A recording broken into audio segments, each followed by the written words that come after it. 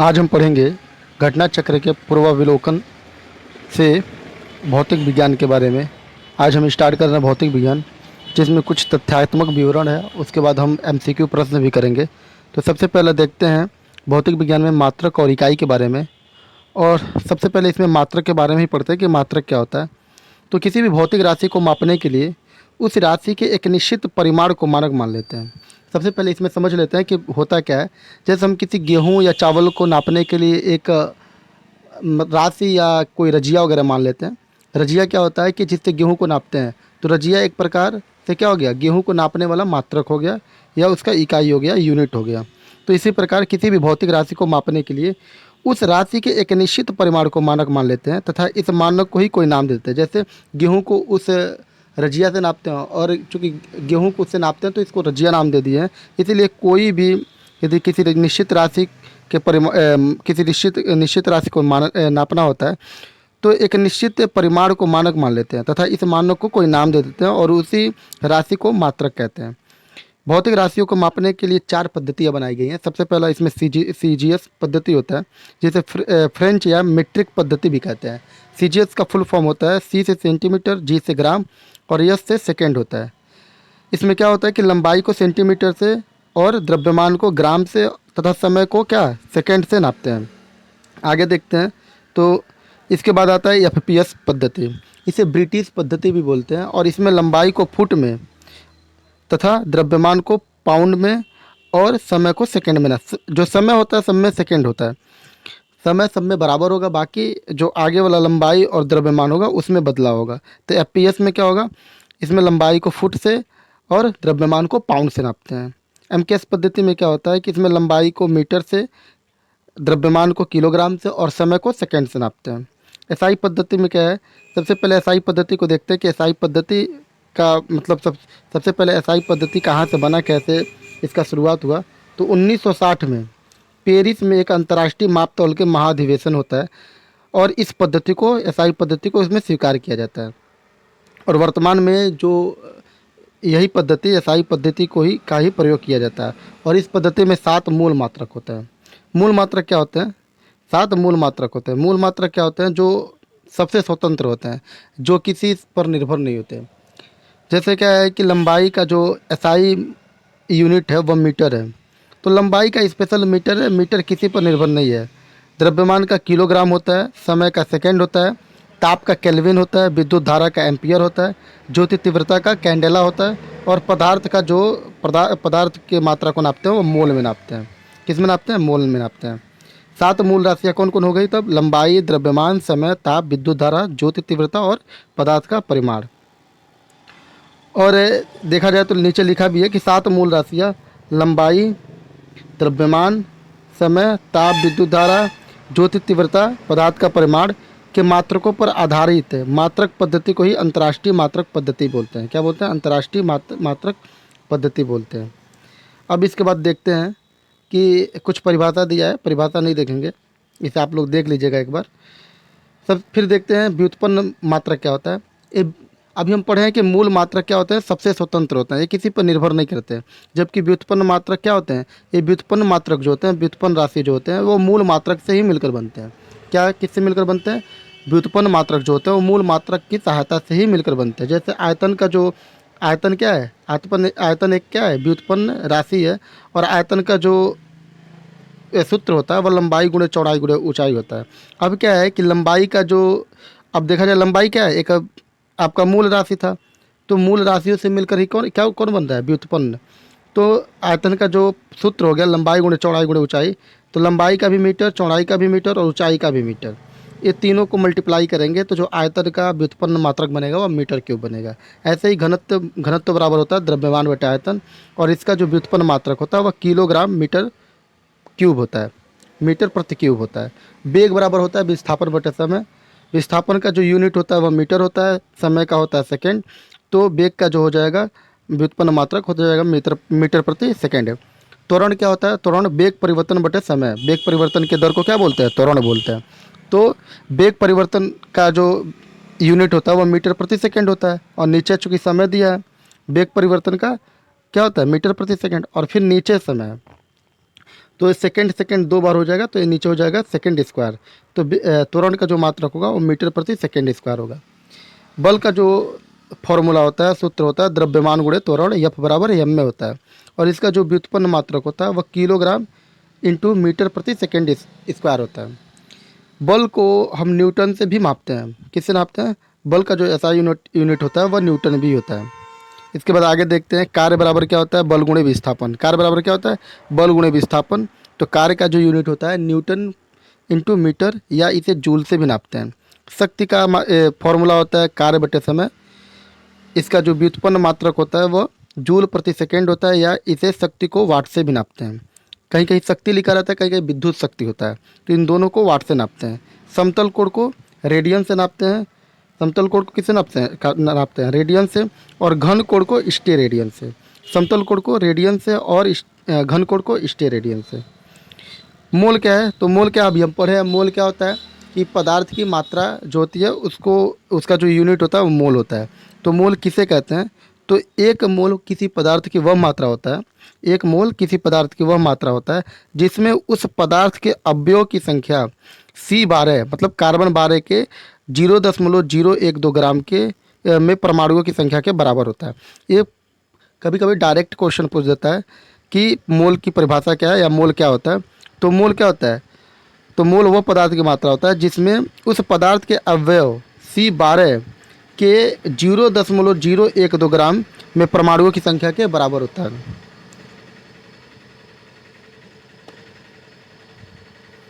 यह 2019 में अंगीकृत किया गया था इसका परिभाषा, और इसी के तहत मोल को अवोगाद्रो नियतांक से परिभाषित किया जाता है। किससे? अवोगाद्रो नियतांक से भी परिभाषित किया जाता है।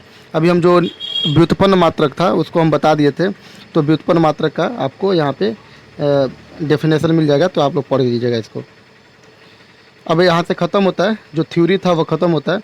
अब यहाँ से हम लोग कुछ MCQ क्वेश्चन दिया है उसको करेंगे। तो सबसे पहला MCQ क्वेश्चन दिया है कि निम्नलिखित में से कौन सी मूल भौतिक राशि है। तो हम बल तो जानते हैं कि बल क्या है, व्युत्पन्न राशि होता है, तो ये तो होगा नहीं। वेग होगा नहीं, क्योंकि वेग बराबर विस्थापन बटे समय होता है, और यह जो होता है वो भौतिक राशि से मिलकर बनता है।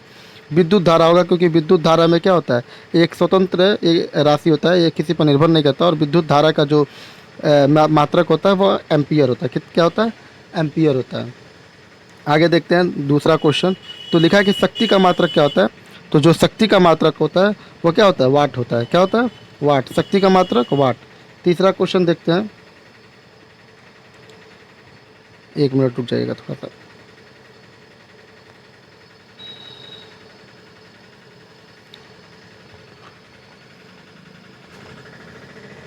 हाँ, तो शक्ति का मात्रक जो होता है वो वाट होता है। क्या होता है? वाट होता है।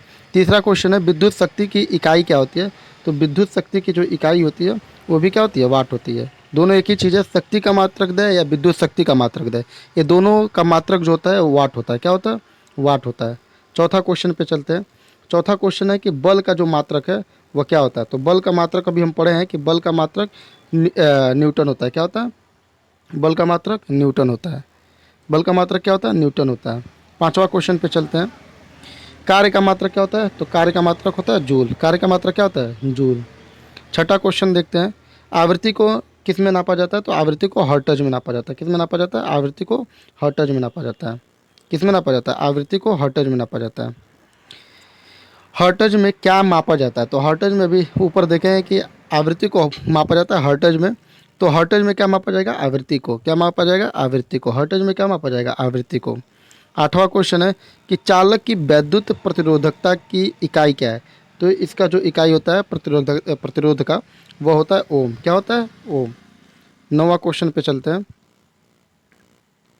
नौवां क्वेश्चन है ओम मीटर मात्रक है किसका है। अभी हम पढ़े हैं कि ओम मीटर किसका मात्रक है?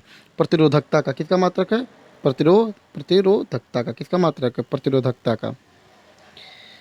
10वां क्वेश्चन है प्रकाश वर्ष किसकी मात्रक है। तो प्रकाश वर्ष दूरी की मात्रक है। किसकी मात्रक है? दूरी का ये प्रकाश वर्ष मात्रक होता है। दूरी का ही पार्सेक मात्रक होता है।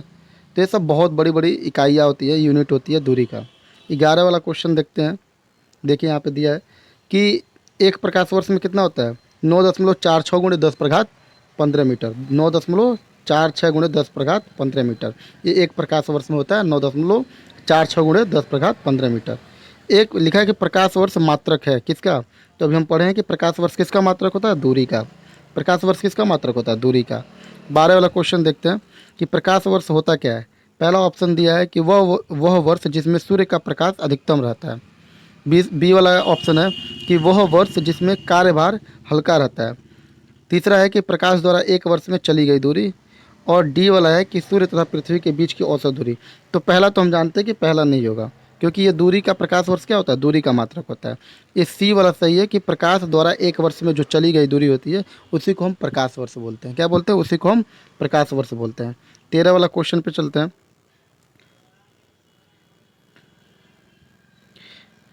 13 क्या है कि प्रकाश वर्ष निम्नलिखित में से किसकी इकाई है। तो अभी जस्ट हम पढ़ के आए हैं, प्रकाश वर्ष किसकी इकाई है, दूरी की। 14 वाला क्वेश्चन है कि प्रकाश वर्ष मात्रक है। ये सेम क्वेश्चन है, रिपीट हो रहा है। ये दूरी का ही मात्रक है। प्रकाश वर्ष किसका मात्रक है, दूरी का मात्रक है। 15 वाला क्वेश्चन है प्रकाश वर्ष है। अभी हम जस्ट पढ़े हैं कि प्रकाश वर्ष क्या होता है, वह समय होता है, वह दूरी होता है जो प्रकाश वर्ष एक वर्ष में तय करता है। क्या होता है, प्रकाश वर्ष क्या होता है, वह दूरी होता है जो प्रकाश वर्ष एक वर्ष में तय करता है। तो ये बी सही है इसमें। 16 क्या है कि खगोलीय दूरियां प्रकाश वर्ष में मापे जाने के कारण निम्नलिखित में से कौन सा है। क्या लिखा है कि खगोलीय दूरियां प्रकाश वर्ष में मापे जाने के कारण निम्नलिखित में से कौन सा है। पहला बोल रहा है कि तारकीय पिंडों के बीच की दूरियां परिवर्तित नहीं होती हैं। दूसरा है कि तारकीय पिंडों का गुरुत्व परिवर्तित नहीं होता है। तीसरा है कि प्रकाश सदैव सीधी रेखा में यात्रा करता है। तो ये सही है। प्रकाश वर्ष प्रकाश जो होता है अच्छा ये नहीं है, डी वाला है। प्रकाश की गति जो होती है सदैव एक समान होती है। क्या होती है, प्रकाश की गति सदैव एक समान होती है। चूँकि प्रकाश भी सदैव एक सीधी रेखा में यात्रा करता है, लेकिन यहाँ पे जो क्वेश्चन है उसके हिसाब से डी वाला जो है वह सही है। प्रकाश की गति जो होती है वह सदैव एक समान होती है। 17 वाला क्वेश्चन है कि एक पार्सेक तारों संबंधी दूरियां मापने का जो मात्रक होता है वह क्या है, 3.25 प्रकाश वर्ष। एक पार्सेक में क्या होता है, 3.25 प्रकाश वर्ष। एक पार्सेक में कितना होता है, 3.25 प्रकाश वर्ष। 18वां क्वेश्चन देखते हैं।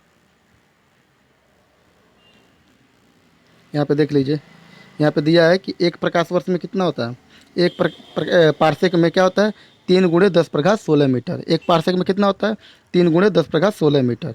एक प्रकाश वर्ष में भी हम पढ़े हैं कि 9.46 × 10⁻15 मीटर होता है। और यदि एक पार्सेक को प्रकाश वर्ष में देखा जाए तो एक पार्सेक में 3.262 एक पार्सेक में 3.262 प्रकाश वर्ष होता है। कितना होता है, एक पार्सेक में 3.262 प्रकाश वर्ष होता है। 18वां है कि प्रकाश पार्सेक क्या है, तो प्रकाश भी क्या है, पार्सेक भी क्या है, दूरी का ही मात्रक है। पार्सेक भी क्या होता है, दूरी का ही मात्रक होता है। 19 है कि माप की कौन सी इकाई को 0.39 से गुणा करने पर इंच प्राप्त होता है। तो क्या है, सेंटीमीटर को जब 0.39 से गुणा करेंगे तो इंच में प्राप्त हो जाएगा। क्या करेंगे, जब सेंटीमीटर को 0.39 से गुणा करेंगे तो ये इंच में प्राप्त हो जाएगा। 20 वाला क्वेश्चन है कि 6 फीट लंबे व्यक्ति की ऊंचाई नैनोमीटर में कैसे व्यक्त किया जाए। तो नैनोमीटर क्या होता है, नैनोमीटर में क्या होता है, 10⁻9। नैनोमीटर में क्या होता है, 10⁻9। तो 6 मीटर का ये निकाल लीजिएगा आप लोग, नीचे दिया होगा, देखिए यहाँ पे दिया है कि 1 नैनोमीटर में क्या होता है, 10⁻−9। और 1 फीट में क्या होता है, 0.305 मीटर। और 1 फीट में जब 0.305 होता है तो फिर इसमें हम क्या करेंगे, इसका गुणा करेंगे। अब गुणा करेंगे तो क्या हो जाएगा, मीटर को नैनोमीटर में बदलेंगे और ये लगा लीजिएगा आप लोग, 6 फीट में आ जाएगा 183 नैनोमीटर। ये जो न्यूमेरिकल वाला क्वेश्चन होगा मैं किसी एक वीडियो में इसको सॉल्व करके मैं बता दूंगा आप लोग को। 21 वाला जो क्वेश्चन है कि 1 नैनोमीटर में कितना होता है, तो हम पढ़े हैं कि 1 नैनोमीटर में कितना होता है, 10 पावर कितना होता है, 10 पावर माइनस, चूँकि देखिए ये क्या है कि सेंटीमीटर में दिया है इसलिए 10⁻⁻7 सेंटीमीटर होता है, हो गया। जबकि 1 नैनोमीटर में क्या होता है, 10⁻⁻9 मीटर में होता है। क्या होता है, 9 मीटर होता है। जबकि 1 मीटर में क्या होता है, 1 मीटर में क्या होता है, 1 मीटर में होता है 10⁻2 सेंटीमीटर। तो जब 10⁻2 सेंटीमीटर का 10⁻⁹ से इसमें गुणा करेंगे तो जो ये पावर है 2 वो क्या होगा -9 में से घट जाएगा, तो सेंटीमीटर में 10⁻⁻7 सेंटीमीटर हो जाएगा। न्यूमेरिकल वाला जो सेक्शन होगा मैं एक एक दूसरे वीडियो में मैं इसको कवर कर लूँगा। 22 वाला क्वेश्चन देखते हैं। 22 वाले क्वेश्चन में है कि 1 नैनोमीटर बराबर होता है, सेम क्वेश्चन है कि 10⁻⁻9 मीटर होता है। 23 है कि एम्पियर मापने की इकाई जो होती है वो विद्युत धारा होती है। विद्युत धारा की इकाई जो होती है वह एम्पियर होती है, ठीक है। विद्युत धारा की जो इकाई होती है वो क्या होती है, एम्पियर होती है। 24 क्वेश्चन है कि मेगावाट बिजली के नापने की जो इकाई है वो क्या होती है। कह रहा है कि मेगावाट बिजली के नापने की इकाई है जो उत्पादित की जाती है या उपभोग की जाती है, बचत की जाती है या ट्रांसमिशन में ह्रास हो जाती है। एक बार फिर देख लेते हैं क्वेश्चन। बोला है कि मेगावाट बिजली के नापने की इकाई है जो क्या किया जाता है, उत्पादित की जाती है या उपभोग की जाती है या बचत की जाती है। तो मेगावाट बिजली जो होता है, मेगावाट बिजली के नापने की जो इकाई होती है उसे हम उत्पादित करते हैं, ना कि उपभोग करते हैं, ना कि बचत की जाती है, ना कि ट्रांसमिशन में ह्रास हो जाती है। मेगावाट बिजली के नापने की जो इकाई है उसे उत्पादित की जाती है। क्या की जाती है, उत्पादित की जाती है। 25 वाला क्वेश्चन है कि सूची 1 को सूची 2 से मिलाना है। तो हम जानते हैं त्वरण क्या होता है। त्वरण का जो मात्रक होता है वो क्या होता है, मीटर प्रति सेकंड स्क्वायर। जबकि बल का जो मात्रक होता है वो क्या होता है, न्यूटन होता है। आवेग का, यहाँ पे देखिए कार का जूल होता है, तो लास्ट में आवेग का क्या हो जाएगा, न्यूटन सेकंड हो जाएगा, न्यूटन सेकंड हो जाएगा। अब ऑप्शन देखते हैं कि कौन होगा। ऑप्शन देख लीजिए इसमें कौन होगा ऑप्शन। तो ऑप्शन डी वाला जो होगा वो सही होगा। मैं ऊपर आप लोग को मिला के दिखा दिया था, एक बार और मिला के मैं दिखा देता हूँ कि 1 मिनट,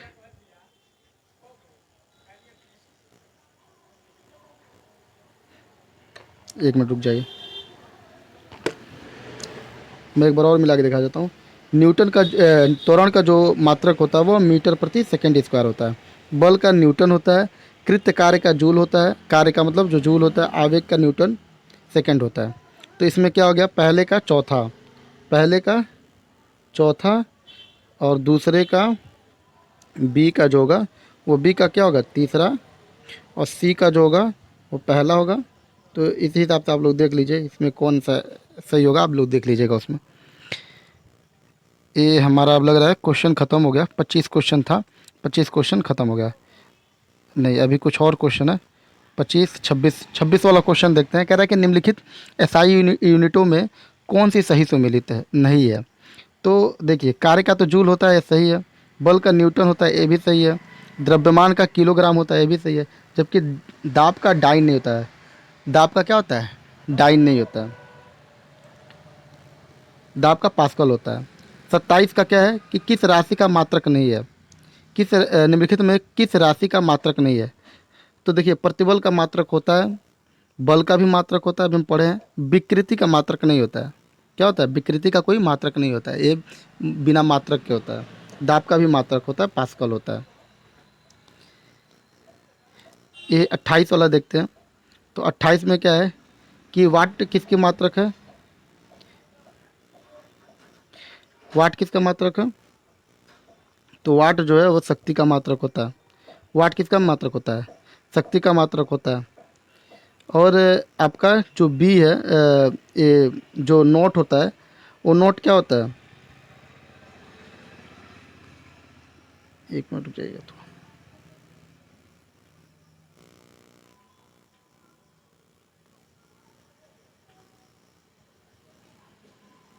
एक मिनट रुक जाइए। हाँ देखिए, नोट क्या होता है, समुद्री जहाज की गति नापते हैं। वाट को किस में, एक मिनट रुक जाइए, थोड़ा सा इसको बड़ा कर लेने दीजिए। वाट जो होता है वो क्या होता है, शक्ति का मात्रक होता है। शक्ति का मात्रक क्या होता है, वाट होता है। जबकि समुद्री जहाज की गति नापते हैं वो नोट में नापते हैं। और नौ संचालन जो होता है वो नॉटिकल मील से नापते हैं। किससे, नौ संचालन जो होता है वो नॉटिकल मील से नापते हैं। और जो उष्मा होता है वो कैलोरी से नापते हैं। किस में नापते हैं, कैलोरी में। उष्मा को कैलोरी में नापते हैं, जबकि शक्ति को वाट में नापते हैं। समुद्री जहाज की जो गति होती है उसे नॉट में नापते हैं। और नौ संचालन का जो होता है यूनिट वो नॉटिकल मील होता है। क्या होता है, नॉटिकल मील। आगे देखते हैं ये कौन सा क्वेश्चन था, ये 28वां क्वेश्चन था। 29वां क्वेश्चन देखते हैं। 29 क्वेश्चन,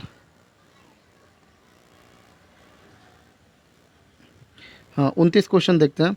इसमें कह रहा है कि जो जूल होता है वो किसका होता है मात्रक, तो कार्य का मात्रक होता है जूल।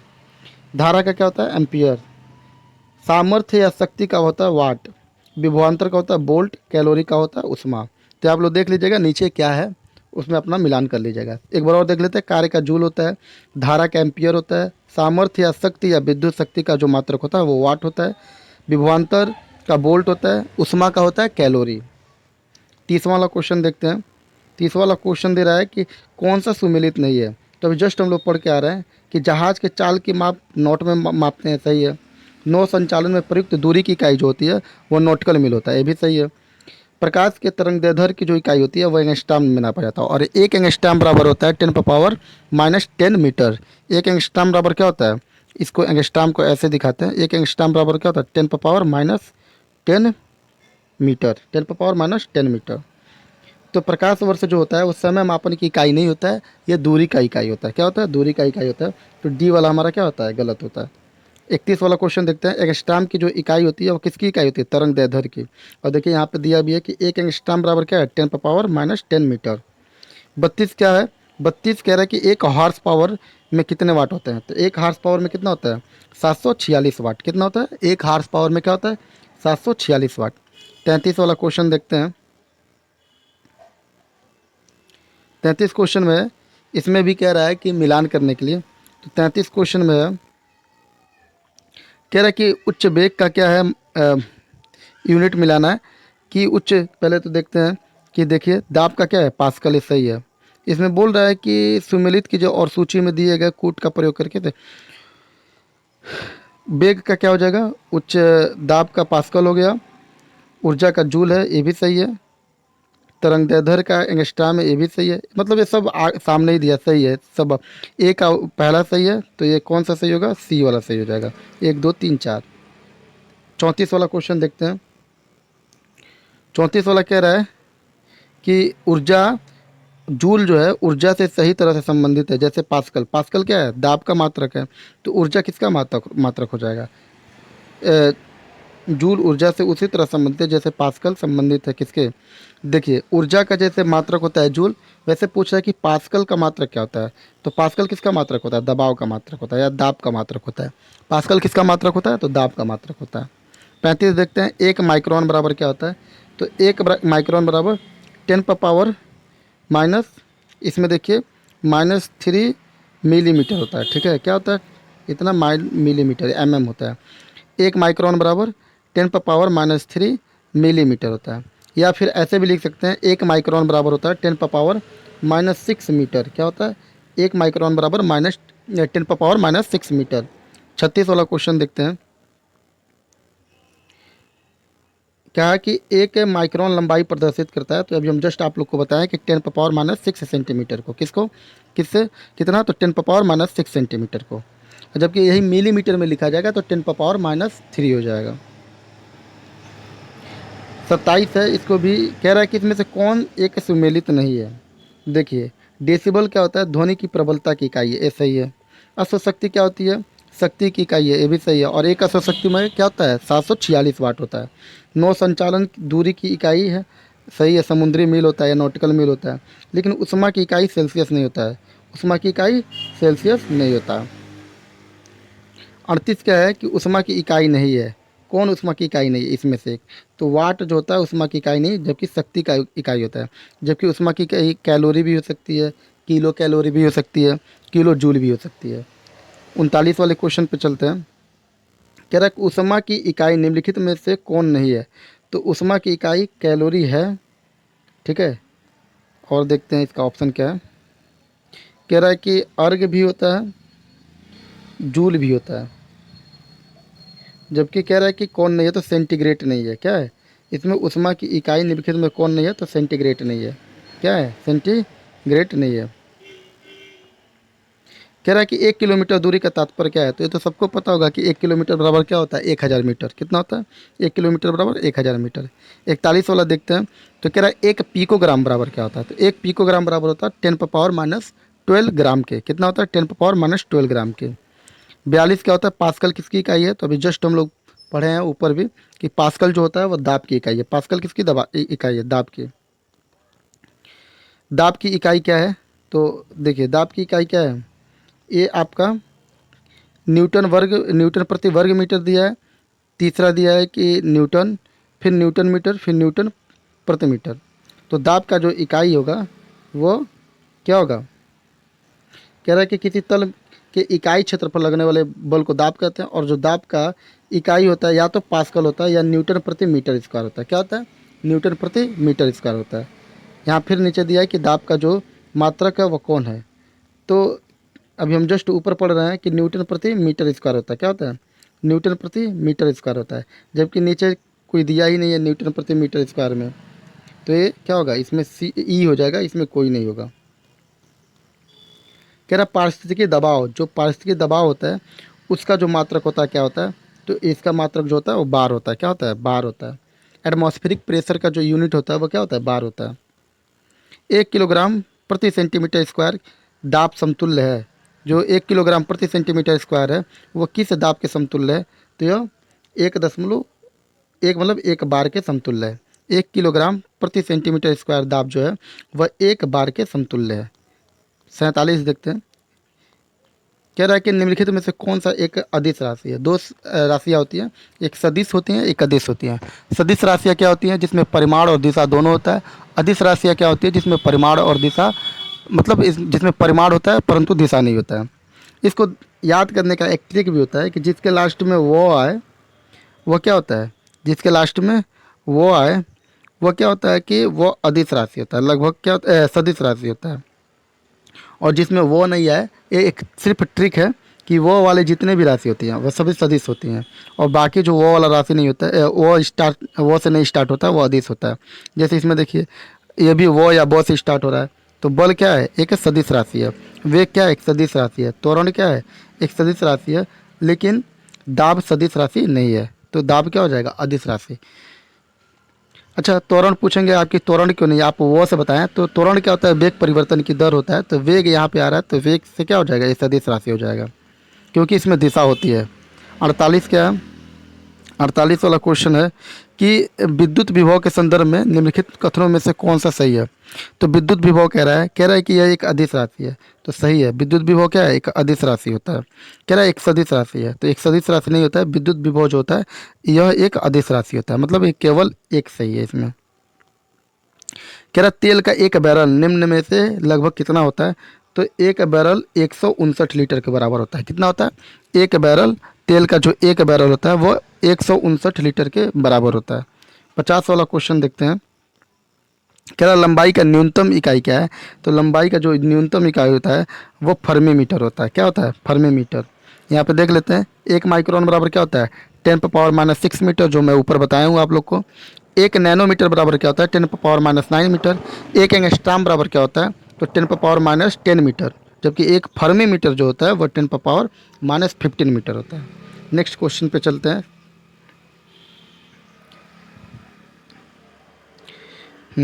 नेक्स्ट क्वेश्चन है ये, इसका ऑप्शन दिख जाए, 1 मिनट। हाँ, इसमें बोल रहा है कि इसमें भी क्या करना है? इसको मिलाप करना है। सबसे पहले दिया है कि दाब, तो दाब का इसमें देख लिया जाए कि दाब का कौन सा इकाई होता है। तो सबसे पहले क्यूसेक का देखा जाए, तो क्यूसेक जो होता है वो प्रवाह की दर का जो मात्रक होता है वह क्यूसेक होता है। क्या होता है? प्रवाह की जो दर का मात्रक होता है वह क्यूसेक होता है। जबकि कंप्यूटर का तो हम जानते हैं, कंप्यूटर का मात्रक क्या होता है? बाइट होता है। कंप्यूटर का मात्रक क्या होता है? बाइट होता है। जबकि रिएक्टर क्या होता है? भूकंप की तीव्रता को रिएक्टर से बोलते हैं, रिएक्टर से नापते हैं। मैग्नीट्यूड जो आता है रिएक्टर स्केल, उससे नापते हैं भूकंप की तीव्रता। और दाब का भी हम जस्ट पढ़ के आए, एटमॉस्फेरिक प्रेशर का जो यूनिट होता है वह क्या होता है? दाब होता है। 52 वाला क्वेश्चन देखते हैं। कह रहा है कि क्यूसेक में क्या मापा जाता है? तो अभी ऊपर हम पढ़े हैं कि क्यूसेक में क्या मापा जाता है? तो जल का बहाव मापा जाता है। क्या मापा जाता है? जल का बहाव मापा जाता है। प्रवाह की दर या जल का बहाव दोनों कह सकते हैं। 53 है कि निम्नांकित में से कौन एक वायु